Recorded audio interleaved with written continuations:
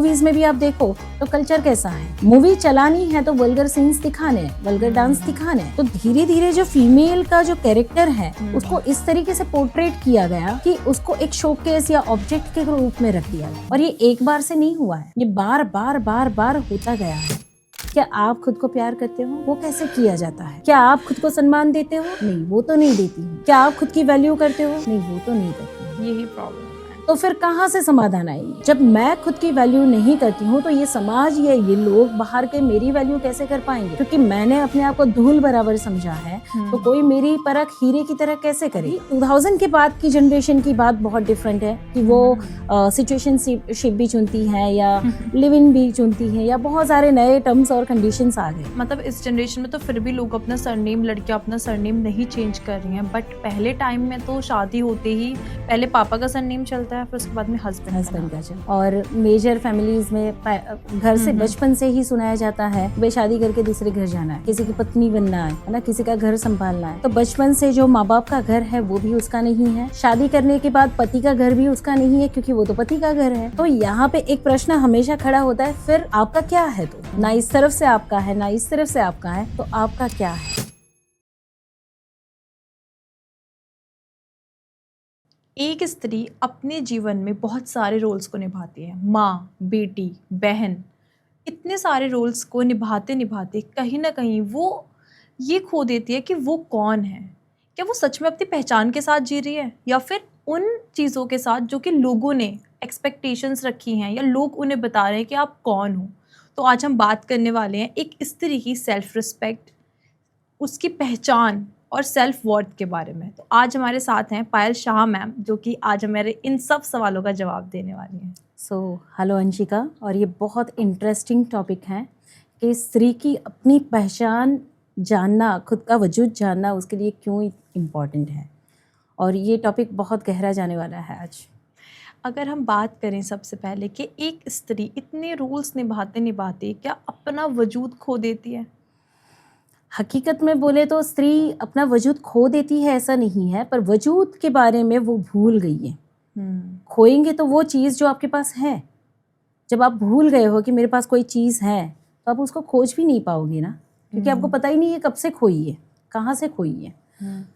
अगर वजूद के बारे में हम पहले के ज़माने की बात करें या पहले के समय की बात करें, एंशिएंट टाइम की बात करें, तो स्त्री की अपनी एक पहचान होती थी, है ना। स्त्री हमेशा पिता के नाम से जानी जाती थी। ऑब्जर्व करो आप, तो जानकी, जैसे सीता, माँ सीता को भी अगर हम जाने तो वो जनक राजा की पुत्री यानी जानकी के रूप में जानी जाती थी। अब आज के समय में फीमेल को पहचान पति के नाम से मिल रही है, जबकि उसकी पहचान अपने फादर के नाम से है। तो धीरे धीरे कंडीशन होते होते होते उसकी जो असली पहचान है अपने पिता के साथ की, वही खो गई, तो उसका अपना वजूद कहाँ से आएगा? जो उसका मूल है ना। स्त्री हमेशा अपने पिता के नाम से जानी जाती है, तो वो ही अगर खो गया है तो स्त्री अपना करेज, अपना वजूद खोज ही नहीं पाती, तो वो लुप्त होता गया कहीं ना कहीं से। उसका वजूद खो चुका है और उससे भी नहीं पता है कि क्या खो गया है। तो पता ही नहीं है कि क्या खोया है तो आप खोजोगे क्या? कितना भी आप खोज रहे हो अपने आप को, किसी में, पति में खोज रहे हो, बच्चों में खोज रहे हो, सास ससुर में खोज रहे हो, परिवार में, समाज में खोज रहे हो, पर क्या खोज रहे हो? सेल्फ आइडेंटिटी, जो आपको पता ही नहीं है कहाँ लॉस हुई।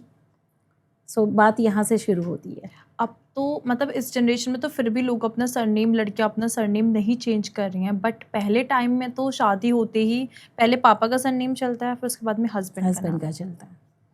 और मेजर फैमिलीज में घर से बचपन से ही सुनाया जाता है कि भाई शादी करके दूसरे घर जाना है, किसी की पत्नी बनना है ना, किसी का घर संभालना है। तो बचपन से जो माँ बाप का घर है वो भी उसका नहीं है, शादी करने के बाद पति का घर भी उसका नहीं है क्योंकि वो तो पति का घर है। तो यहाँ पे एक प्रश्न हमेशा खड़ा होता है, फिर आपका क्या है? तो ना इस तरफ से आपका है ना इस तरफ से आपका है, तो आपका क्या है? पर ये सारे सवालों के जवाब अगर सुपरफिशियल लेवल पर हम जानने जाए ना, अगर हम इस एंगल से देखने जाएंगे ना, तो हम फेमिनिस्ट हो जाएंगे। So we are not talking about feminism. हम सिर्फ स्त्री की बात नहीं कर रहे हैं, हम कंडीशनिंग्स की बात कर रहे हैं। और इस कंडीशंस को ब्रेक करना हर जनरेशन का काम है ना, कि जो भी चला आ रहा है वो सर्व नहीं कर रहा है, अगर आपका पतन कर रहा है, आपको लिमिटेड रख रहा है, यहाँ से आपकी प्रॉस्पेरिटी गायब हो रही है और आप अपने वजूद को खोज नहीं पा रहे, तो उन कंडीशनिंग्स को ब्रेक करना ये हमारा दायित्व है। सिंपल इतनी सी बात कर रहे हैं हम यहाँ पे।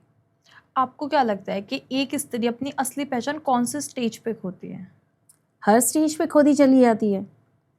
बचपन में मैं अपनी बात करूँ तो मुझे तो पता ही नहीं था कि मुझे क्या पसंद है, फर्स्ट ऑफ ऑल, क्योंकि मेरी मम्मी ने कभी अपनी चॉइस नहीं बनाई थी, है ना। सो बच्चा वही सीखता है जो नर्वस सिस्टम में पहला अनुभव जो माँ का होता है, वही बच्चे का ज़िंदगी का अनुभव बन जाता है। तो बचपन से मुझे नहीं पता था कि मुझे क्या पसंद है। देन कई बार मुझे ऐसा लगता था कि कोई चीज़ मुझे नहीं करनी है, या भाई मेरा अगर डिमांड कर रहा है तो वो मुझे सर्व नहीं करना है, तो मुझे बताया जाता था वो तेरा बड़ा भाई है और करके दे, उसकी डिमांड पूरी कर। सो मुझे फील होता था कि मुझे अगर ना बोलना है या मुझे नहीं पसंद है तो वो फोर्सफुली मुझसे कराया गया है। सो उस समय पे मैंने हमेशा से अपनी आइडेंटिटी लूज़ की है, रोते रोते भी वो काम किया है जो नहीं पसंद था। धीरे धीरे वो हैबिट बनती ही चली गई कि बड़े होते होते ये सीख लिया मैंने कि अगर मुझे अप्रूवल पाना है, प्रेम पाना है, फैमिली में बिलोंगिंग पानी है, तो मुझे वो चीज़ भी करनी पड़ेगी जो मुझे नहीं करनी है। और हर स्टेप पे मैंने अपने वजूद को खोया। मैं 7 बजे के बाद घर से बाहर नहीं निकल सकती थी, मैं लड़कों के साथ खेल नहीं सकती थी, मैं अपने आप को एक्सप्रेस नहीं कर सकती थी, मेरे अपने स्वतंत्र विचारों को मैं सबके सामने नहीं रख सकती थी। और धीरे धीरे धीरे ये ज़िंदगी के हर फेस में आने लगा, और वो तब तक चला जब तक मैंने खुद को नहीं खोजा। तो ये तो मेरी कहानी है, पर मेरे जैसी हज़ारों स्त्रियां शायद इसी प्रकार से हर स्टेप पे अपने आप को खोती जा रही हैं। हो रहा है ये। उन्हें पता ही नहीं चलता है कि वो कब खुद को खो देती हैं। या क्योंकि एक तो अवेयरनेस नहीं है, प्लस एजुकेशन नहीं है इस विषय में। हम स्कूल का ज्ञान लेना चाहते हैं, है ना, हम सब कुछ पढ़ना चाहते हैं, बाहर से सब कुछ सीखना चाहते हैं, देखना चाहते हैं, सबको जानना चाहते हैं, हम खुद को नहीं जानना चाहते हैं। और हमें नहीं सिखाया गया है कि हमें खुद को पढ़ना चाहिए। सी मेजर प्रॉब्लम्स आज के समय में क्या हो रही है, we are disconnected from our own self. हम खुद से ही इतने कटे हुए हैं कि हम अपनी जो एंशिएंट विजडम है या हमारी जो सिद्धियां हैं, है ना, हमारी अपनी जो स्किल्स हैं, उसके बारे में तो हम जान ही नहीं रहे हैं। वो तो जैसे लुप्त ही हो गई है। पहले के समय में स्वयंवर हुआ करते थे, हाँ, है ना, और स्त्री को अधिकार था कि वो अपना भावी पति चुने। और देश देश के अलग अलग जगह के राजकुमार आके खड़े होते थे, और स्त्री जिसके गले में वरमाला डालती थी उसके साथ उसका विवाह होता था। पर धीरे धीरे प्रथा कैसी होने लगी कि अब आपको लड़के देखने आएंगे और आपको ये तो अभी खड़ा होना है, हाँ, खड़ा होना चाय पड़ेगा, चाय लेके आना है।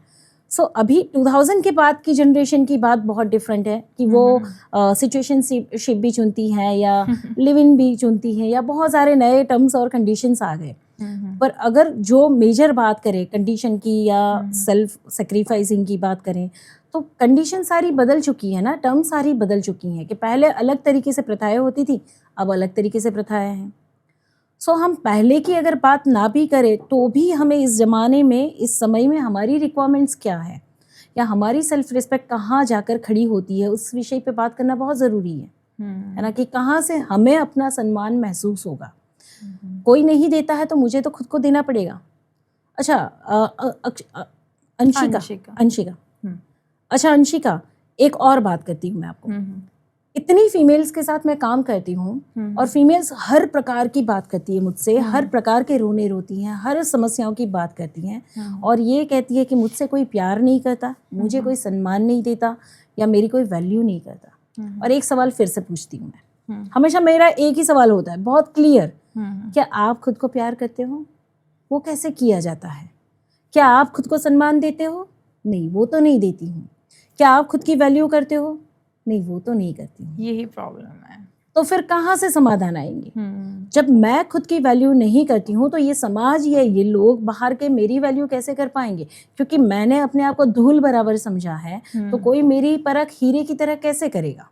सो ये पॉसिबल नहीं है। It is very much contrast. Like मैं चाहती हूँ कि आप मेरी वैल्यू करो, पर मेरे भीतर मेरी कीमत धूल जैसी है, कौड़ी का दाम भी नहीं है मेरा, मैंने अपने आप को कौड़ी के दाम पे भी नहीं रखा हुआ है, तो क्या आप मुझे वो वैल्यू दे पाओगे? नहीं। सो बस ये प्रॉब्लम्स है और कुछ नहीं है। जब तक हम सामने वाले को ये नहीं बताएंगे कि मैं क्या हूँ, मतलब मैं खुद की कितनी वैल्यू करती हूँ, या फिर जब मुझे खुद के ऊपर कॉन्फिडेंस होगा तभी तो सामने वाला भी मेरी वैल्यू करेगा। कई बार हम अपनी वैल्यूज ईगो स्टेट में बताते हैं। मैं कितना भी बताने चाहूँ कि मैं ये हूँ, मैं वो हूँ, मैं वो हूँ, मेरा कॉन्फिडेंस लूज हो जाएगा। अच्छा। क्योंकि ग्राउंडिंग नहीं होगी, रियल स्किल मेरी एक्टिवेट नहीं हुई होगी, मुझे अपने बारे में बेहतर पता नहीं। कोई 4 क्वेश्चन पूछेगा तो मेरी आंखों में आंसू आ जाएंगी। समय समय पे अगर टेबल पे धूल पड़ी है, अगर इस टेबल पे धूल पड़ी है, अगर आप धूल को साफ नहीं करो, ठीक है, पंखा चालू करोगे या खिड़की से हवा आएगी, आपको डर लगा रहेगा कि ये धूल, कपड़ा उड़ जाएगा और धूल टिक जाएगी। तो आपके अंदर कमी कमजोरियां पड़ी है, या आपने अभी खुद को तराशा नहीं है, और आप ईगो स्टेट से अगर अपनी वैल्यू बताओगी तो हो सकता है किसी ने 4 काउंटर क्वेश्चन कर दिए और आपकी आंखों में आंसू आ जाएंगे। सो ग्राउंडिंग भी नेसेसरी है कि खाली मैं करूं, पर एक्चुअली मैं क्या आप मुझे 50 क्वेश्चन पूछो, अगर मेरी ग्राउंडिंग है और मेरी डीपर स्किल्स हैं तो मैं आपको ऑन दी स्पॉट आपके किसी भी क्वेश्चंस के आंसर दे पाऊंगी, राइट। पर अगर मेरा नॉलेज सुपरफिशियल है, अगर किताबी ज्ञान मेरा है, तो मैं आपसे उस लेवल की बात नहीं कर पाऊंगी, ट्रू, राइट। सो अभी कोई मेरे सामने चाइनीज लैंग्वेज लेके आएगा तो मैं बोलूँगी मुझे नहीं आती भाई, और मेरे विषय की बातें आप करोगे तो आई कैन आंसर यू। उसी तरीके से हमारे अंदर बहुत सारी पोटेंशियल पड़ी हुई है, बहुत सारी स्किल्स हैं। किसी एक स्किल को अगर हम मास्टर कर लें तो हम अपने आप को कहीं खड़ा होने के लायक कर लेते हैं, है ना। हम अपनी वैल्यू इस पूरे समाज में या संसार में हम किसी एक आइडेंटिटी से पहचाने जाने वाले हैं, है ना। मैं आपको कैसे जानूंगी भाई, आप कैसे दिखते हो, आपका नाम क्या है, आप क्या करते हो, और आप जो करते हो उसमें आप कैसे हो। सबसे पहले मेरे सामने क्या आएगा भाई, अंशिका कैसी है, उसका काम कैसा है, वो जो बोलती है वो देती है या नहीं देती है। सो मैं आपकी वैल्यू कब कर पाऊंगी, जब आप अपनी वैल्यू करोगे, अपने वर्ड्स की वैल्यू करोगे, और आप अपने एथिक्स पे खड़े रहोगे, then I will value you, because आपको पता है कि आपकी कीमत क्या है। तो जब आपके पास समय नहीं है या आपके पास समय थोड़ा सा है, तो मैं आपके साथ फालतू की बात नहीं कर सकती हूँ, आपका टाइम वेस्ट नहीं कर सकती हूँ, because you know your value. जब तक आपको अपनी वैल्यू नहीं पता है, मुझे कैसे पता चलेगी आपकी वैल्यू। सो मेजर प्रॉब्लम्स ये है, राइट। एक वुमेन को हमेशा हर किसी को प्रायोरिटी देना और खुद को लास्ट रखना क्यों सिखाते हैं? कंडीशनिंग है, फिर से बात करूंगी, ये कंडीशनिंग्स ही है ना, कि ऐसा चला आ रहा है पिछले 200-300 सालों से। अगर हम देखें तो हमारा जो समाज है वो बहुत पतित हुआ, ठीक है, बहुत डाउनफॉल आया। पहले की हमारी जो चेतना थी वो एक्सट्रीम थी। कितने एग्जाम्पल्स हैं, झांसी की रानी लक्ष्मीबाई के हैं, कई बार शिवाजी की माता जो थी, या कितने ऐसे एग्जाम्पल्स थे हमारे सामने पहले कि वो बहुत पावरफुल लेडीज हुआ करती थी, है ना। कई बार आप सुनोगे कि राज्य चलाते हैं राजा, पर सलाह लेते हैं वो अपनी पत्नी की। सो घर की जो फीमेल होती थी ना, वो मेन राजकाज में भी सलाहकार हुआ करती थी, और उनके इंट्यूशन और उनकी सलाह को फॉलो किया जाता था। आज के समय में आप देखो, कंडीशनिंग जो हुई है ना, वो बहुत वर्स्ट वे पे हुई है। एड्स कैसी चलती हैं, फीमेल को आगे करके कोई भी प्रोडक्ट बेची जा सकती है, राइट। फीमेल के बॉडी पार्ट्स को दिखा के मार्केटिंग बहुत अच्छी की जा सकती है, and females are ready for doing that. स्त्रियां ये करने के लिए तैयार हैं। बॉलीवुड मूवीज में भी आप देखो तो कल्चर कैसा है, मूवी चलानी है तो वल्गर सीन्स दिखाने हैं, वल्गर डांस दिखाने हैं। तो धीरे धीरे जो फीमेल का जो कैरेक्टर है उसको इस तरीके से पोर्ट्रेट किया गया कि उसको एक शोकेस या ऑब्जेक्ट के रूप में रख दिया गया। और ये एक बार से नहीं हुआ है, ये बार बार बार बार होता गया है ना। तो तब से हम ऐसी कंडीशन में आते गए हैं कि अब जाके हमारी वैल्यू 10 रुपए के चने आते हैं ना, उतनी करके रख ली है। बहुत सिंपल सी बात है और बहुत सादी बात है ये, कि 10 रुपए के एक पैकेट चने आते हैं ना, उतनी ही एक फीमेल की वैल्यू करके रख दी है। सो हर प्रकार की मानसिकता है। ऐसा नहीं है कि समाज में पुरुष ही दोषी है, सिर्फ पुरुष दोषी नहीं है, स्त्रियां भी अपने आप को उसी वैल्यू से ऑपरेट कर रही है, ठीक है। तो अगर मैं स्त्री हूँ और मुझे अपनी वैल्यू नहीं पता है, तो कोई भी पुरुष मेरे साथ किसी भी प्रकार से बिहेव कर सकता है। मेरी बाउंड्रीज ब्रेक कर सकता है, पर मुझे अपनी वैल्यू पता है, तो इस दुनिया में कोई ऐसा पुरुष नहीं है जो मेरे सामने आकर खड़ा हो और मुझे डिसरिस्पेक्ट कर पाए। सही बात। मेरी फ्रीक्वेंसी में नहीं आएगा वो, है ना। सो हम अपनी फ्रीक्वेंसी के अकॉर्डिंग ही डील कर रहे हैं। आज भी सोसाइटी कहीं ना कहीं एक वुमेन को उसकी इंडिविजुअलिटी से ज़्यादा उसके रिलेशनशिप से क्यों जज करती है? मुझे नहीं पता है कि सोसाइटी ऐसे उससे इस तरीके के रिलेशनशिप से जज करती है या क्रिटिसाइज करती है या ट्रोल करती हैं। ऐसे अनुभवों से शायद मैं कहूँगी कि अगर मैं सुपरफिशियली बात करूँगी ना तो अन्याय हो जाएगा। मैं सोसाइटी को गलत ठहरा दूँगी, पुरुष समाज को गलत ठहरा दूँगी। हकीकत में यहाँ पे फिर से बात वही आ जाती है कि फीमेल ने अपनी जो स्त्री शक्ति स्वरूप, उसकी जो ऊर्जा है, उसको पूजा नहीं है, उसको जाना नहीं है। अगर मैं दैवीय स्वरूप हूँ और मैं एक नौकरानी बन के जी रही हूँ, मुझे ढंग के कपड़े पहनने नहीं आ रहे हैं, या मुझे सच सवर के रहना नहीं आ रहा है, या फिर मैं अपने आप को किसी भी तरीके से ट्रीट कर रही हूँ, मेरे पास खुद के लिए समय ही नहीं है, तो मैंने ही अपने आप को झाड़ू पोछे की तरह रखा हुआ है, तो दूसरे मेरे साथ कैसे ट्रीट करेंगे? वैसे ही, राइट। सो यहाँ पे एक अवेयरनेस और एजुकेशन की ज़रूरत है। हर स्त्री खूबसूरत है, हर स्त्री पूजनीय है, हर पुरुष शिव है ना। कोई भी पुरुष कोई राक्षस नहीं है। तो स्त्री और पुरुष के डायनामिक को सामाजिक रूप से बैलेंस करना, उनको एजुकेट करना, उनको आपसी संबंधों के लिए ग्राउंडेड करना कि कैसे एक दूसरे की रिस्पेक्ट की जा सकती है, कैसे सामाजिक जो लिमिटेशंस हैं या रूढ़िचुस्त मान्यताएं हैं उसे ब्रेक किया जा सकता है, किस तरीके से आपका संसार और सुखमय या और बेटर बनाया जा सकता है कि आप अपनी यंगर जनरेशन को कुछ और बेटर दे पाओ, है ना। तो ज़रूरत है एजुकेशन की, मिसिंग है एजुकेशन ओनली। हम जब से बात कर रहे हैं कि मतलब एक स्त्री को पता होना चाहिए कि वो क्या खुद से चाहती है, तो मैं कौन हूँ, ये जो सवाल है ये स्त्री को खुद से क्यों पूछना चाहिए? थोड़ा सा सवाल को और करेक्ट कर लूँ। मैं कौन हूँ ये सवाल सिर्फ स्त्री को नहीं होना चाहिए, हर एक जीव को होना चाहिए, हर एक व्यक्ति को, जिसको मन बुद्धि चित्त अहंकार मिला हुआ है ना। पशु नहीं पूछता है मैं कौन हूँ, क्योंकि पशु को पता ही नहीं है मैं कौन हूँ। पशु को यही पता है कि मैं हूँ, मुझे भूख लगती है, मेरी वासना उठती है, वो भी प्राकृतिक है, और उसकी जो ज़रूरत है वो नेचर से पूरी हो जाती है। पशु का सवाल नहीं उठता है कि मैं कौन हूँ। पर जिसको मन बुद्धि चित्त और अहंकार मिला हुआ है ना, हर उस जीव को ये सवाल उठना चाहिए कि मैं कौन हूँ। और ये मैं कौन हूँ ये सवाल इस जीवन में अगर नहीं उठा तो क्या आपको लगता है कोई गारंटी है कि आपके पास आगे का भी जीवन होने वाला है? नहीं ना। तो एज बीइंग स्पिरिचुअल पर्सन हम सभी आत्मा है जिन्होंने ये शरीर धारण किया है, ठीक है। इसको हम झुठला नहीं सकते हैं। आप चाहे किसी भी रिलीजन से हो, तो कौन शरीर में आ रहा है और कौन शरीर छोड़ के चला जा रहा है? मरने के बाद शरीर को डेड बॉडी क्यों कहते हैं, उसको शव क्यों कहते हैं? तो जब तक जीवित है तब तक इसमें प्राण है, और प्राण जब निकल जाते हैं तो उसको डेड बॉडी कहते हैं। हम वापस शरीर को 5 तत्वों में मिला देते हैं। तो अंदर कौन जी रहा है, कौन अनुभव कर रहा है, समझ रहे हो? और अगर आप ये डिनाई कर दो कि हम आत्मा नहीं है, या हम चेतना नहीं है, या हमारा कोई पिछला जीवन नहीं था, या हमारा कोई अगला जीवन नहीं है, अगर ऐसे प्रश्न अगर आपको हैं तो इसका भी मैं यहाँ पे जवाब देती हूँ। तो फिर हर जीव अलग अलग क्यों है? साइंस चाहे कितना भी प्रूव कर दे, कुछ चीज़ें मिस्ट्री हैं, है ना। और आखिर में अंत में भी साइंस गॉड पार्टिकल तक तो आ ही रहा है। साइंस भी ये बिलीव करता है कि वहाँ पे एक गॉड पार्टिकल रह जाता है जो नथिंगनेस की स्टेट है ना। तो अभी ये प्रश्न सबको आना चाहिए कि मैं कौन हूँ। हर जीव को आना चाहिए मैं कौन हूँ।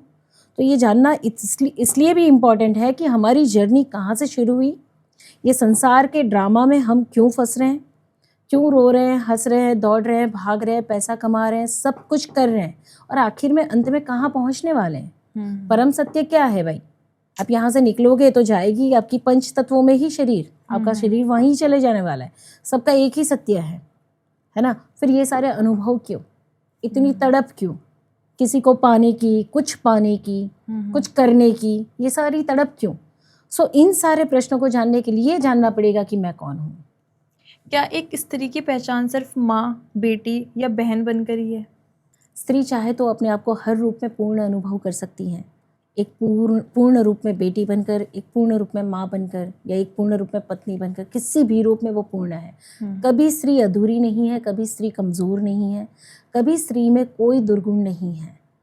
जो भी है वो अज्ञान है, और अज्ञान दूर किए जा सकते हैं। सो सिर्फ माँ बनकर रह जाती है, या बेटी बनकर रह जाती है, या पत्नी बनकर रह जाती है, ऐसा नहीं है। स्त्री जब खुद को चुन लेगी ना, उसी समय पे ऊर्जाएं रूपांतरित हो जाएगी और शक्ति स्वरूप उसी में जागृत हो जाएगा।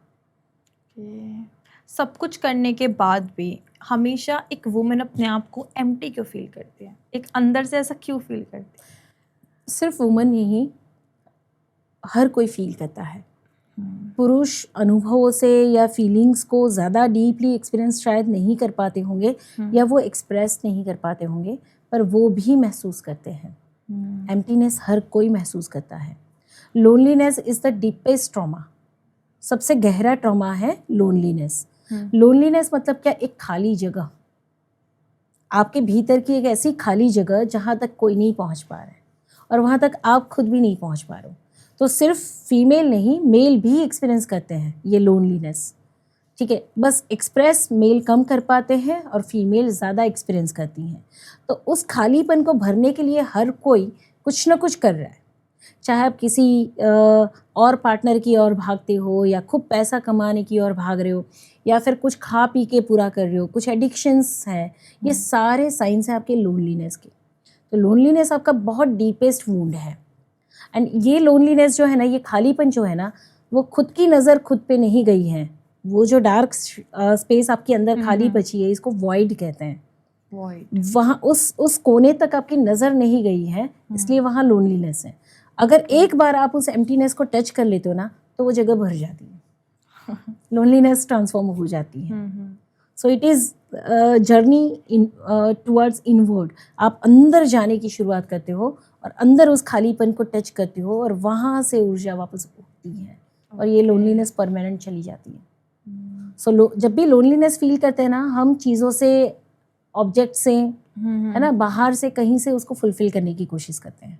अच्छा। जबकि वो बहुत डीप अपने अंदर देखने की ज़रूरत है कि इसका रूट क्या है, सोर्स क्या है, अंदर से पहचानने की ज़रूरत है। यस। अगर हम इंडिविजुअलिटी की बात करें, तो अपने इंडिविजुअलिटी एक स्त्री के लिए जानना कितना ज़रूरी है? इंडिविजुअलिटी की अगर हम बात करें, तो मैं खुद में नहीं हूँ, ठीक है, और मैं एक रिलेशनशिप में हूँ। ओके, मैं खुद में नहीं हूँ, और मैं 2 बच्चों की माँ हूँ। मैं खुद में नहीं हूँ और एक संसार चला रही हूँ, एक परिवार चला रही हूँ। या फिर मैं खुद में नहीं हूँ, मेरे इमोशनल मेंटल बैलेंस में नहीं हूँ, और मैं किसी कंपनी की एम्प्लॉई हूँ, या कोई वर्क कर रही हूँ। कितनी इफेक्ट रहेगी इन सारे एरियाज़ पे, बच्चों के फ्यूचर पे, हस्बैंड के बिजनेस पे, या आपके अपने ऑफिस वर्क एरिया में। जब आप खुद में ही नहीं हो, तो आप वहाँ पे कैसे प्रेजेंट रहोगे? सो जब आप इंडिविजुअलिटी में आते हो, तो इट मीन्स कि आप संपूर्णता में आ रहे हो। You are whole and complete. आप अपने पूर्ण अनुभव में आ रहे हो। You are not empty, you are not half, you are not incomplete, you are whole and complete. तो individuality is, it means what? अभी हम यहाँ बैठे हैं ना, मैं आपके साथ 2 घंटे अगर टाइम स्पेंड करूँगी ना, तो धीरे धीरे आपकी ऊर्जा, हो सकता है मैं बहुत टायर्ड हूँ, तो आपकी पॉजिटिव एनर्जी मेरी तरफ आनी शुरू हो जाएगी, या फिर आपकी कोई नेगेटिव एनर्जी है तो वो मैं ट्रांसफ़र करना शुरू कर दूँगी, अगर मैं अवेयर नहीं हूँ तो हम 24 घंटे उस परिवार में रह रहे हैं, उस ऑफिस के माहौल में रह रहे हैं, या हम बाकी की ड्यूटीज़ पे कर रहे हैं, और मेरी इंडिविजुअलिटी नहीं है। मुझे पता ही नहीं है कि मैं अभी अच्छा महसूस कर रही हूँ, बुरा महसूस कर रही हूँ, मेरी होलनेस क्या है, मेरी डिमांड्स क्या है, डिज़ायर्स क्या है, लाइकिंग्स क्या है, मुझे पता ही नहीं है। तो क्या होगा, मैं कोई भी विचार एडॉप्ट कर लूँगी, कोई भी एनर्जी एडॉप्ट कर लूँगी, किसी भी चीज़ से इन्फ्लुएंस हो जाऊँगी, कोई भी मुझे फोर्स कर सकता है, इन्फ्लुएंस कर सकता है, कैरीड अवे हो जाऊँगी। तो मुझे पता ही नहीं है मेरा अपना रोल क्या है, मेरी इंडिविजुअलिटी क्या है, मेरी बाउंड्रीज क्या है। तो इंडिविजुअलिटी में आना और अपने आप को पूरे तरीके से जानना, वो इसलिए ज़रूरी है कि हम इन्फ्लुएंस कम होंगे, अपने ओपिनियन के साथ रहेंगे, अपनी चॉइसेस के साथ रहेंगे। That's why it is important. अगर हम सेल्फ आइडेंटिटी की बात करें, तो कहीं ना कहीं सेल्फ आइडेंटिटी अगर हम खो देते हैं, तो वो हमारी मेंटल हेल्थ पर और हमारे इमोशंस पर किस तरीके से असर डालती है? सबसे पहले अगर हम फिज़िकल हेल्थ की बात करें ना, तो फिज़िकल बॉडी में जितने भी डिसीज़ हैं, कई बार फीमेल कहती है 35 के हो गए, 40 के हो गए, अब तो घुटने दर्द करने लगे, है ना, कमर दर्द करने लगी, ये बीमारी आ गई, ब्लड प्रेशर आ गया, ये चीज़ें हो गई, हेडेक बहुत रहता है, माइग्रेन रहता है। एक भी डिसीज़ आपकी फिजिकल बॉडी में आया हुआ एक भी डिसीज़ एनर्जी के ब्लॉकेजेस हैं। सो आपके इमोशंस अगर प्रोसेस नहीं हुए हैं तो आपकी बॉडी में कोई ना कोई रोग के रूप में जमा होते जाएंगे और समय पे वो डायग्नाइज होंगे। सो मेडिकल साइंस इंस्टेंट आने वाली बीमारी को नहीं पकड़ता है, वो उसके सिम्टम्स जैसे ही बाहर दिखेंगे वो डायग्नाइज कर पाएगा, लेकिन आपके शरीर में वो बीमारी कई सालों तक जमा होती रहती है। सो आपके शरीर में होने वाली कोई भी बीमारी सबसे पहले आपकी इमोशनल बॉडी से आ रही है, ठीक है। इमोशंस आपके अनप्रोसेस्ड हैं, अनरिजॉल्व है, जिसकी वजह से बॉडी में आपकी पेन आ रहा है। अच्छा, इमोशंस क्यों अनप्रोसेस्ड हैं? तो कि आपके मेंटल बॉडी में क्लैरिटी नहीं है, आपके मेंटल थॉट्स क्लियर नहीं है, थॉट्स में फियर है, थॉट्स में लिमिटेशन है, रॉन्ग बिलीव्स हैं, उसकी वजह से इमोशंस ब्लॉक हो रहे हैं और इमोशंस की वजह से बॉडी ब्लॉक हो रही है। तो ये तीनों का एक चेन है, विशेष साइकिल है। अगर आपके थॉट हेल्दी होंगे तो आपके इमोशंस हेल्दी होंगे, आपके इमोशंस हेल्दी होंगे तो आपकी फिजिकल बॉडी हेल्दी रहेगी। और ये तीनों को क्लिनजिंग करते रहना। आज आपने घर साफ किया है तो क्या 10 दिन तक आप घर साफ नहीं करेंगे? करेंगे, एवरीडे करोगे ना। This is everyday process. आज आपने ब्रश किया है तो रोज ब्रश करोगे। उस तरीके से अगर आप अपने माइंड, बॉडी एंड सोल का रेगुलर ध्यान नहीं रखते हो तो वो अंदर गंदगी फैलती जाती है, बढ़ती जाती है, आपके रॉन्ग बिलीव्स आपके इमोशंस को हर्ट करते जाते हैं। एग्जाम्पल के साथ बताती हूँ, अगर आपकी बिलीफ है कि लोग ट्रस्टवर्दी नहीं होते हैं तो आपके इमोशंस में क्या है, मुझे खूब काम करना है, मुझे खूब पैसा कमाना है, खूब सक्सेसफुल होना है। पर आपके थॉट प्रोसेस में क्या है, लोगों पे भरोसा नहीं किया जा सकता। अब आप कोई बिजनेस करने जाते हो या कोई जॉब करने जाते हो, पर आपकी बिलीफ क्या करती है, सामने वाले को आपको चीट करने पे मजबूर कर लेती है और आप हर्ट हो गए, चीट हो गए। अब आपने क्या किया, लोग ट्रस्टवर्दी नहीं होते, ये तो मैं पहले से जानती हूँ, इसलिए बेटर है कि जॉब मत करो या बिजनेस मत करो, बैठे रहो। अब आपकी डीप डिज़ायर है, आपके इमोशंस हैं कि मैं बहुत सक्सेसफुल हो जाऊँ, कुछ करके दिखाऊं, अपना वजूद खोजूं, पर आपकी बिलीफ ने उसको रोक दिया। अब आपके इमोशंस यहाँ ब्लॉक हो गए। करना तो बहुत कुछ था पर ज़िंदगी भर मैं कुछ कर नहीं पाई क्योंकि करते ही किसी ने मुझे धोखा दे दिया। अब ये जो अनएक्सप्रेस्ड और अनप्रोसेस्ड इमोशंस हैं वो आ जाते समय आपका सेक्रल चक्रा ब्लॉक करेंगे और किसी भी तरह की बीमारी अंदर क्रिएट कर लेंगे। सो बीमारियां ऐसे पलती हैं। और माइंड, बॉडी और सोल का ध्यान रखना, उसको रेगुलर क्लींजिंग करना, आपके इमोशंस और मेंटल थॉट्स को क्लींस करना, ये डे टू डे प्रोसेस है।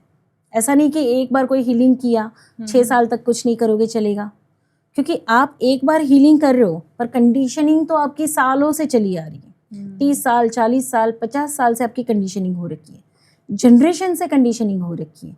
तो एक बार की हीलिंग से कोई चेंज नहीं आता है। दूसरा, आप हीलिंग करके कौन से माहौल में जा रहे हो? आप उसी माहौल में जा रहे हो जहाँ पर आप रोज रह रहे हो, आप रोज सर्वाइव कर रहे हो। तो जब तक आपका बार बार माहौल नहीं बदलता है या जब तक आप बार बार उन पैटर्न्स को ब्रेक करने के लिए एफर्ट्स नहीं डालते हो, तब तक मेजर लेवल पे लाइफ चेंज नहीं होती। वो तो सेम ही पैटर्न रहेंगे ना फिर। यानी कई बार कुछ लोग आते हैं कि हमें कितने सेशन लेने पड़ेंगे, हमें कितनी बार हीलिंग करना पड़ेगा, एक बार कर लेंगे तो हो जाएगा क्या? कैसे हो सकता है जब कंडीशनिंग आपने बार बार की है? जितने फेरे आपने ऐसे लगाए हैं उतने फेरे आपको ऐसे लगाने पड़ेंगे। जितना आप आगे चले हो, 50 किलोमीटर आगे चले गए हो तो 50 किलोमीटर पीछे आना पड़ेगा आपको। बट कैसा है कि आप इनिशिएट करना शुरू करते हो ना, तो अगर मेन रूट पैटर्न पे काम कर लेते हो तो मेजर साइकिल्स आपकी फॉल हो जाती है। बहुत आसानी से, बहुत जल्दी आप रिकवर कर सकते हो और रिलीज कर सकते हो। So mental health is most important, emotional health is most important and physical health is also most important. अभी इसी बात पे एक और शेयरिंग करना चाहूँगी कि मान लीजिए आप कितना भी पैसा कमा रहे हो, आपका फिजिकल बॉडी अगर आपको सपोर्ट नहीं दे रहा है तो वो पैसा कोई काम आएगा नहीं, है ना। अगर आपको एंजाइटी होती है, आपके पास कितना भी अच्छा पार्टनर हो, पर क्या उसका प्यार महसूस कर पाओगे? नहीं, ठीक है। या फिर मान लीजिए कि आपका फिजिकल बॉडी भी अच्छा है, आपका पार्टनर भी अच्छा है, आपके पास फाइनेंस नहीं है, उसमें फियर्स हैं, आपको पैसा कमाने में डर लग रहा है, आपकी कोई बिलीफ आपको रोक रही है, क्या चलेगा? नहीं। सो ऑल मैनर्स में हमारी लाइफ एक बैलेंस वे में होनी बहुत ज़रूरी है। तो that's why we need healing, mental healing, mental wellbeingness, emotional wellbeing and physical wellbeing. ये तीनों इक्वली इतने ही रिक्वायर्ड है। तो हमें इन तीनों चीज़ों पे काम करना चाहिए। यस। अपने ड्रीम्स और डिज़ायर्स को कहीं ना कहीं इतना पीछे छोड़ देते हैं तो फिर हम अंदर ही अंदर टूटने लगते हैं। तो अपने ड्रीम्स और डिज़ायर्स को पाने की जो ये एक इच्छा है, ये अपने अंदर कैसे जगानी चाहिए? सिंपल है, कई बार अंदर से बहुत पुश आता है और बहुत आवाज़ आती है, पर आपके इल्यूजनरी फियर्स आपको रोक देते हैं। करना तो बहुत कुछ है, बट जब तक आप कुछ करना चाहते हैं, कोई एम्बिशन आप फॉलो कर रहे हो, कोई लक्ष्य बना रहे हो या उस दिशा में आगे बढ़ रहे हो, तो पीछे के दरवाजे आपने खोल कर रखे हैं, खुले रखे हैं कि अगर मैं 2 कदम आगे बढ़ूंगी, पर अगर मैं नहीं बढ़ पाई या मुझसे कुछ नहीं हो पाया, तो पीछे दरवाज़ा खुला है, मैं बैक स्टेप ले सकती हूँ। मैंने एक वर्कशॉप रखना है, पर मुझे थोड़ा सा टफ दिख रहा है, मुझे कोई पॉसिबिलिटी नहीं दिखाई दे रही, तो मैं तुरंत ही कैंसिल करूँगी, रहने देते हैं यार, नहीं क्रिएट हो पाएगा। ये जो पीछे का दरवाज़ा खुला है ना, या एक नेगेटिव थॉट अगर आ जाता है तो वो आपके सॉलिट्यूड को छेद कर देता है, और वहाँ से आप जिंदगी में कुछ भी अचीव नहीं कर सकते।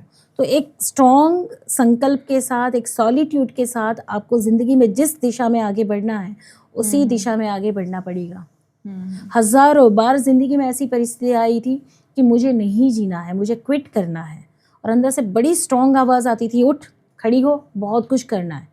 थाउजेंड्स रीजंस थे कि मैं नहीं जीऊँ, मैं ख़त्म कर दूँ अपनी ज़िंदगी, पर एक ही रीज़न था, मुझे जीना है, कुछ भी हाल, किसी भी हाल में कुछ भी हो जाए, मुझे जीना है। और वो एक स्पिरिट आज इतने मजबूती के साथ मुझे काम करने के लिए प्रेरित करती है। करना है तो करना है, चाहे कुछ भी हो जाए, कोई भी आउटकम आए, कितने भी आपको जो सेक्रीफाइसेस करने पड़ते हैं। सेक्रीफाइसेस क्या है? आपके ईगो की आहुति है। हकीकत में सेक्रीफाइस क्या है पता है? ईगो की आहुति। मेरे फियर्स, मेरे ईगो, मैं उसको स्वाहा करती जाती हूँ। और जनरली हम जो फैमिली के नाम पे सेक्रीफाइस करते हैं ना, वो फियर्स हैं। हकीकत में सेक्रीफाइस क्या करना है? अगर मुझे लक्ष्य को पाना है तो मेरे डर, मेरे कंफर्ट जोन है ना, मेरी हैबिट्स, मुझे सब स्वाहा करना पड़ेगा। कुछ अचीव करना है तो उस दिशा में चलने के लिए पिछले दरवाजे पहले बंद करने पड़ेंगे, 4 कदम आगे लेना होगा। अगर मैं नहीं भी लूँ तो मैं वहीं मर जाने को तैयार हूँ, पर पीछे पाने के लिए काफ़ी चीज़ें छोड़नी पड़ेगी। इसको भी अतिशयोक्ति कह सकते हैं ना, कि एक को पाने के लिए काफ़ी छोड़ना पड़ता है। सबको साथ।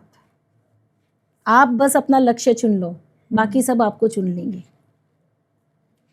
मैं सबको चुनना चाहती हूँ अपना लक्ष्य छोड़कर। मेरी लाइफ का एग्जाम्पल क्या है? मैंने अपना लक्ष्य चुन लिया, बाकी सबने मुझे चुन लिया। तो जो छूटा था वो सब वापस आ गया, मल्टीप्लाइड होके आया। प्रॉस्पेरिटी आई, फेम आई, ठीक है, रिकॉग्निशन आया, रिस्पेक्ट आई, लव आया, रिश्ते वापस आए, सब कुछ वापस आ गया। जो मेरा नहीं था वो छूट गया, जो मेरा था, जो मैं साथ लाई थी, जो डेस्टिनी ने लिख कर भेजा था, वो सब वापस आ गया। मैंने लक्ष्य चुना, बाकी सब ने मुझे चुन लिया। हम वही चुन नहीं पाते ना, हम सबको पकड़ के रखते हैं, हम सबको साथ लेके चलेंगे, तो लक्ष्य तो आता नहीं है। सब भी आते जाते रहते हैं, छूटते रहते हैं, कभी आए कभी गए, कभी आए कभी गए। लक्ष्य पकड़ लिया, सब जो भी आपके साथ चलने वाले हैं सब साथ आ जाएंगे। एक स्त्री हमेशा वैलिडेशन या फिर अप्रूवल क्यों मांगती है? सिंपल सी बात है, फिर से वही बात आएगी कि एक स्त्री हमेशा वैलिडेशन और अप्रूवल क्यों मांगती है? क्योंकि जो चीज़ उसे चाहिए ना, वो खुद को नहीं दे रही। मैंने अपनी ज़िंदगी में ये देखा, 35 साल तक I was totally lost. 35 years की एज तक आई वॉज टोटली लॉस्ट। 35 से 40 का ईयर अवेकनिंग का चला मेरा, बट वहाँ पे भी अभी मेरा लक्ष्य बहुत स्पष्ट नहीं हो रहा था। अभी भी बहुत सारे इल्यूजन्स और ईगोज थे। पर आफ्टर कोरोना 2020 के बाद इन 6 सालों में मैंने सिर्फ अपना लक्ष्य चुना और खुद को चुना, चाहे कुछ हो जाए। परिवार, पापा, भाई, मम्मी, बहन या रिश्ते जो भी मेरे थे, मैंने सब छोड़ा। मैंने कहा मैं सिर्फ खुद को चुनती हूँ और अपना लक्ष्य चुनती हूँ। और जब मैंने अपने आप को ही वैलिडेशन देना शुरू किया, अपने आप को ही अप्रूवल देना शुरू कर दिया, अपने लक्ष्य को चेस करना शुरू कर दिया ना, धीरे धीरे जो सच में जो गया था सब वापस आया। Now I don't need any validation, any approval from anyone, because हमारी पार्टनरशिप में भी जब हमारी बात होती है ना, तो मैं ये कहती हूँ, हमारी हेल्दी डिस्कशंस होती हैं, तो मैं ये कहती हूँ कि मैं बहुत क्लियर हूँ मुझे क्या चाहिए, कब नहीं चाहिएगा, मुझे कब आपकी सपोर्ट की ज़रूरत पड़ेगी, मुझे कब नहीं चाहिएगी, हर चीज़ के लिए मैं बहुत क्लियर हूँ। सो जब मैं कहूँ कि मुझे सपोर्ट की ज़रूरत है, बी देयर। जब मैं कहूँ मैं अकेले से कर सकती हूँ, तो लेट मी डू। ठीक है, तो मैं इंडिपेंडेंट होने के साथ साथ मैं अलाइन हूँ, तो कोई ज़रूरत नहीं पड़ती वैलिडेशन की और अप्रूवल की। जब आप अंदर से अधूरे हैं ना, तभी आपको वैलिडेशन और अप्रूवल की ज़रूरत है। मैंने खुद को ज़्यादा नहीं देखा है ना, इसलिए मैं चाहती हूँ कोई मुझे देखता रहे। आप इस फील्ड में कैसे हैं? मतलब जैसे हीलिंग, लाइफ हीलिंग कोच, ये कैसे स्टार्ट हुआ, कहाँ से जर्नी शुरू हुई? एक्चुअली ये सारी विजडम ऑलरेडी अंदर पड़ी ही थी। ठीक है, और समय के साथ ज़िंदगी के जो अनुभव हुए और जिस तरीके से मैं डूबी इस संसार में, इस परिवार में, इस माया में, आई वॉज टोटली लॉस्ट। और सुसाइडल टेंडेंसी थी, बहुत सारी वीकनेसेस थी, बहुत सारी स्ट्रगल थी लाइफ में, बहुत कुछ था, मैं बहुत बार शेयर कर चुकी हूँ। और ऐसी कंडीशन में मैं ऑलरेडी जा चुकी थी जहाँ से मैं खड़ी नहीं हो पाऊँ, सांस लेने के लिए जगह नहीं है। Even I was searching for deep love. मुझे हमेशा से था कि शुद्ध प्रेम, कोई ऊंचा प्रेम मुझे चाहिए, पर ये प्रेम होता क्या है, बचपन से तड़प थी, कैसे मिलेगा, कहाँ से मिलेगा, किस में ढूंढूं वो, तो वो सर्च हमेशा से चलती रही थी। एंड इसी खोज में बहुत बार मैं खुद में भी खो गई हूँ, अपने इमोशंस में भी खो गई हूँ, अपना वजूद खोजते खोजते मैंने बहुत ह्यूमिलिएशन भी एक्सपीरियंस किया है, परिवार का, फैमिली का, समाज का, हर तरफ से। लेकिन इसी प्रोसेस ने मुझे आज यहाँ तक पहुँचाया। तो कई बार मैं ये बोलती हूँ कि पहले मुझे ये परिस्थितियाँ दुख लगती थी, मेरी ज़िंदगी बहुत दुख से भरी है, बहुत तकलीफ है। मैं कई चीज़ें यूट्यूब पे भी शेयर कर चुकी हूँ। सो अब जाके देखूँ मैं, तो मुझे दिखता है कि वो मेरी एग्ज़ाम्स थी, वो मेरी, जैसे कोई यूनिवर्सिटी आपको लाइफ के लेसन्स नहीं सिखा सकती, ज़िंदगी आपको वास्तविक पाठ पढ़ाती है। तो मेरी ज़िंदगी ने मुझे ना एक्चुअल लेसन सिखाए हैं। तो आज मैं जो भी टीच करती हूँ या जो भी सर्व करती हूँ, वो मेरी लाइफ के रियल एक्सपीरियंसेस हैं, और मैंने उससे जो ट्रांसफॉर्मेशन लिया है, वो ट्रांसफॉर्मेशन लोगों के लिए इंस्पिरेशन बन जाता है। तो मुझे उनको ट्रांसफॉर्म करने के लिए कोई किताब उठाने की ज़रूरत नहीं पड़ती। मेरे ज़िंदगी के अनुभव काफ़ी हैं कि आप इस परिस्थिति में हो ना बेटा, मैं जानती हूँ, मैं जी चुकी हूँ इसको, और इस परिस्थिति से मैं ऐसे निकली थी, तो तुम भी ऐसे निकल सकते हो। तो वो इनफ हो जाता है। सो इसी प्रोसेस में खोजते खोजते मैंने पास्ट लाइफ सीखा, मैंने एंसेस्ट्रल हीलिंग सीखा, मैंने इनर चाइल्ड हीलिंग सीखा, ब्रीथ वर्क सीखा, और इतने सालों से प्रैक्टिस करते करते, इतने लोगों के साथ काम करते करते मेरी अपनी खुद की मास्टर स्किल्स बन गई। सो क्वांटम फील्ड में आज मैं काम कर रही हूँ। तो क्वांटम मैकेनिक्स क्या है, क्वांटम फील्ड कैसे वर्क करती है, लॉ ऑफ अट्रैक्शन कैसे काम करता है, यूनिवर्स कैसे काम करता है, तो ये सारा रिसर्च ऑलरेडी होता गया, और वही आज मेरी अपनी मास्टर स्किल्स हैं कि जो मैं सर्व करती हूँ। आजकल कंपैरिजन बहुत चलता है ना, लोग अपने आप को कंपेयर करने लगते हैं दूसरे लोगों से। तो कंपैरिजन और जजमेंट कितना हार्मफुल होता है एक स्त्री के लिए, या फिर वो खुद को डिस्कनेक्ट कर देती है कंपैरिजन के चक्कर में? सो कंपैरिजन की जब आप बात करते हैं ना, तो मुझे ज़िंदगी में कभी नहीं लगा कि मेरा कोई कॉम्पिटिटर है या मैं किसी को कॉपी कर सकती हूँ। हमेशा मैंने, चाहे अपने कपड़ों की स्टाइल हो, अपनी हेयर स्टाइल हो, अपना आउटर लुक हो, या अपना प्रोफेशन हो, मुझे कभी लगा नहीं कि मेरा कोई कॉम्पिटिटर हो सकता है। All the time I was feeling that I am unique, I have my unique skills, और मुझे कहीं किसी में देखना ही नहीं है कौन आगे निकल जा रहा है, कौन पीछे रह जा रहा है। मुझे किसी से कभी मतलब ही नहीं था। इसका एक ही रीज़न था, आई वॉज ग्राउंडेड। मैं अपने आप को जान पा रही थी और मैं अपनी ऊर्जा में ग्राउंडेड थी। तो मुझे इतना पता था कि मेरी तकदीर में जितना होगा उतना मुझे मिलेगा, ठीक है, और मुझ में जितना पोटेंशियल होगा उतना मैं आउटकम ले पाऊंगी। अगर मेरी तकदीर में नहीं होगा तो मैं कितना भी कंपेयर करूँ, चेस कर लूँ, मांग लूँ, मुझे नहीं मिलने वाला है। तो एक फेथ और सरेंडर मोड हमेशा से था। और मुझे अंदर से बहुत स्ट्रॉन्ग था कि मुझे कुछ करना है, कुछ पाना है। अब मुझे कुछ करना है, ये मुझे फील हो रहा है, तो मुझे ढूंढना भी अपने अंदर ही पड़ेगा। ठीक है, तो हमेशा से मैंने ये देखा कि कंपैरिजन मेरी कभी आई नहीं, कौन क्या कर रहा है और कौन कितना आगे बढ़ जा रहा है, या कौन क्या टीच कर रहा है, कौन कितना पैसा कमा रहा है, मेरे लिए वो कभी प्रश्न ही नहीं था। क्यों? क्योंकि मेरा ध्यान मुझसे कभी हटा ही नहीं। आप कंपेयर कब करोगे? जब आप अपने से ज़्यादा दूसरे को देख रहे हो, दूसरे को वैल्यू कर रहे हो। तो मैं आपको क्यों देखूं? मेरे पास जितना समय है मैं खुद को देखने में ना कमाऊं।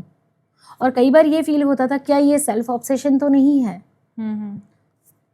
तो इसको मैंने और डीपली स्टडी किया ना, तो पता चला this is not self obsession but this is self awareness. उसमें भी डिफरेंस है। I am not obsessed but I am aware. So comparison कब करूंगी, कंपटीशन कब लगेगी? जब मैं अपने से ज़्यादा दूसरे को देख रही हूँ। सिंपल। अगर जैसे कि आपने अभी बोला सेल्फ अवेयरनेस, इसी तरीके से अगर कोई इमोशनली अवेयर स्त्री है तो उसको हमेशा मिसअंडरस्टैंड क्यों किया जाता है, मिसअंडरस्टूड क्यों किया जाता है? मुझे मेरी जर्नी के अनुभव से ही इसका आंसर दूंगी मैं। सो एक समाज वो था जो मुझे जज करता था, तेरी ये गलती है, तेरी ये वीकनेस है, तुझ में ये कमी है, तूने ये नहीं किया, तूने वो नहीं किया।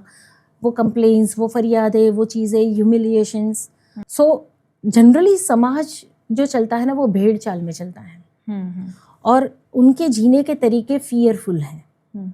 एक ही कंडीशन में वो जीता है और एक साथ झुंड में ही रहता है। अगर उस झुंड से कोई एक अलग निकल जाएगा और कुछ अलग बिहेव करेगा या कोई अलग बात करेगा, तो सारा समाज मिलके या सारे परिवार वाले मिलकर उसको पागल कहेंगे, उसको जज करेंगे। तो बहुत करेज चाहिए कि जो भेड़ वाली मानसिकता है उससे अलग होकर अवेयरनेस वाली मानसिकता में लाइफ जीना। बहुत कम लोग इसको डील कर पाते हैं, पर जिसने इसको डील कर लिया ना, वो अपनी ज़िंदगी में कहाँ का कहाँ निकल जाएगा। सो पहली बार तो आप जब अवेयरनेस के साथ लाइफ लीड करना शुरू करोगे ना, तो लोग आपको बताने तो आएंगे ही, तो गलत जा रही है, ऐसे जीवन नहीं होता, सेक्रीफाइस करने ही पड़ते हैं, एडजस्टमेंट करने ही पड़ते हैं। हम सब ने क्या फोकट में लाइफ जी है? हमने भी यही सब किया है। हमें भी यही सब किया है। आपके माँ बाप भी आपको बोलेंगे कि हम मूर्ख हैं क्या, हमको नहीं पता क्या, बड़ी पढ़ लिख कर आ गई, तू ही सब समझती है। सो बहुत सारी ट्रोलिंग आती है, पर इसलिए नहीं आती कि वो आपको नीचा दिखाना चाहते हैं, वो इसलिए आती है कि वो खुद डरे हुए हैं, उनके अपने डर हैं, उन्हें खुद की वैल्यू नहीं पता है, उनको खुद नहीं के पता नहीं है। पता। सो जब उनकी सोच से कोई एक व्यक्ति अलग सोच के साथ जीवन जिएगा या क्लैरिटी के साथ जीवन जिएगा ना, तो पहले ट्रोलिंग होगा ही। सो ये समाज उसको ट्रोल करेगा ही करेगा, घर वाले सवाल उठाएंगे ही उठाएंगे। जो अलग चलने वाला व्यक्ति है ना, उसको कुछ समय के लिए अज्ञातवास, एकांतवास भोगना ही पड़ेगा। ठीक है, हिम्मत रखनी ही पड़ेगी। पर अगर इस परीक्षा से आप निकल जाते हो ना, फिर एक दिन वही समाज दिखता है, अरे ये तो अकेला चला पर फिर भी कुछ कर गया, इसकी बातों में दम है, इसकी एनर्जी में दम है। अच्छा, वो पूछने आएगा, अच्छा आप करते क्या हो, इतने बदलाव कैसे, है ना। मैंने 4 साल के अंदर यही देखा कि जिन्होंने मुझे बहुत क्रिटिसाइज किया था ना, वो सभी आज मेरी बात सुनते हैं। कहीं ना कहीं दूर बैठे बैठे भी मुझ पे आंख लगाए बैठे हुए हैं कि मैं करती क्या हूँ, मैं जीती कैसे हूँ। और सभी बोलते हैं कि तू आज वो जीवन जी रही है जो हजारों लोगों का सपना है। हम तो सोच में ही रह गए कि ऐसा भी जीवन होता है, क्योंकि उस जगह से निकल के इतना कुछ करना अपनी लाइफ में, उन सब चीजों को फेस करके सच में इंस्पायरिंग है। वो सब करना चाहते थे, वो सब जीना चाहते थे, हिम्मत किसी में नहीं थी अपने सपनों को चुनने की या अपने लिए स्टेप लेने की या भेड़ चाल से बाहर निकलकर नई मानसिकता को दोहराने की हिम्मत किसी में नहीं थी। और वो हिम्मत मैंने दिखाई। मैं 4 साल अकेली चली हूँ, अकेली रोई हूँ, अकेले संघर्ष किए हैं, कभी कोई आंसू पोंछने नहीं आया है और मैं कमज़ोर नहीं पड़ी हूँ। और जब मैं वहाँ खड़ी हुई ना, और जब मैं विजिबल हुई ना, तो वही लोग आज मुझे पूछते हैं कि हमें भी सिखाओ क्या करते हो। सच में इंस्पायरिंग है। और कई बार दुख भी होता है, दर्द भी होता है कि ये वही समाज है जो जब आपकी आंखों में आंसू थे तो निर्दयी बना बैठा था, जो आपको नहीं समझ पा रहा था, जज करता था। और ये वही समाज है कि आज आपको उसी समाज को सर्व भी करना है। बल्कि कई लोग इस स्टेज में जब वो बढ़ रहे होते हैं, और कहीं ना कहीं होता है ना कि जब कोई कुछ कर रहा होता है तो 10 लोग उसको पीछे खींच लेते हैं। उसी वक्त जब वो खींचने वाले लोग आते हैं ना, बहुत से लोग पीछे हट जाते हैं कि नहीं बस और मुश्किल नहीं फेस कर पा रहे हैं, नहीं होगा हमसे? कई बार ऐसी हर सिचुएशन को मैं परीक्षा बोलती हूँ। कुदरत तो आपको तराशती है, बार बार चेक करती है, क्या अभी भी तेरा इरादा मजबूत है क्या? क्या अभी भी तूने जो मांगा वो तुझे चाहिए क्या? 4 लोग क्या 10 लोग टांग खींचेंगे, उसके बावजूद भी तू आगे बढ़ने को तैयार है क्या? तो आपका जितना बल है उतना लगा देना है और सरेंडर करना है यूनिवर्स को। मैंने अपना कर्म कर लिया, अब तुझे क्या करना है वो कर। मैंने संकल्प लिया मुझे ये करना है, तो मैं किसी भी हाल में उसको करूँगी, मैं पीछे नहीं हटती। काफ़ी डीप कन्वर्सेशन रही। आप कुछ ऑडियंस से कहना चाहोगे? इन जो हमें जो भी स्त्रियां देख रही हैं उन सब से कोई मैसेज? सो सिंपल, सबको एक ही मैसेज है कि आपकी ज़िंदगी में आपके अपने सपने हैं, आपकी अपनी चॉइसेस हैं। आप जानते हो, भीतर से आप जानते हो कि आपको कुछ करना है, आपके अंदर वो डिससेटिस्फेक्शन अभी भी पड़ा है। अगर आप अपने लिए स्टेप नहीं लेंगे, आप कदम आगे नहीं बढ़ाएंगे, तो आपके बिहाफ में और कौन करेगा? और कई बार हम कुछ करना भी चाहते हैं, 2 कदम आगे भी बढ़ते हैं, लेकिन 2 बात अगर किसी की आए तो बैक स्टेप कर लेते हैं। हमें बुरा नहीं बनना है, हमें बुरे नहीं दिखना है ना? हमें किसी को कुछ भी हमें छोड़ना नहीं है। जब तक एक बीज भी धरती में पड़ता है ना, वो पहले अपने आप को मिटा देता है, तब एक पौधे के रूप में बाहर आता है, फिर वो पेड़ बनता है और फिर वो फल देता है। तो जब तक आप अपने ईगो में मरते नहीं हो ना, तब तक आप नए पैदा नहीं होते। So this is the journey, it's a soul journey. और यहाँ रीबर्थ करना ही पड़ता है, आज नहीं तो कल, कभी भी आपको रीबर्थ तो करना ही पड़ेगा।